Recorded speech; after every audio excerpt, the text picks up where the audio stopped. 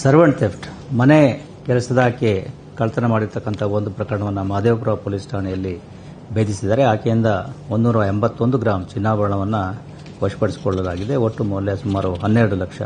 ಇದು ಆಗಿರ್ತಕ್ಕಂಥದ್ದು ಜುಲೈ ತಿಂಗಳಲ್ಲಿ ಈ ಮನೆ ಕೆಲಸದಿಂದ ತೆಗೆದುಕೊಂಡ 2 ದಿವಸಗಳಲ್ಲಿಯೇ ಆಕೆ ತನ್ನ ಕೈಚಳಕವನ್ನು ತೋರಿಸಿ ಈ ರೀತಿ ಮನೆಯಲ್ಲಿರ್ತಕ್ಕಂಥ ಚಿನ್ನಾಭರಣಗಳನ್ನು ತೆಗೆದುಕೊಂಡು ಹೋಗಿರ್ತಾಳೆ.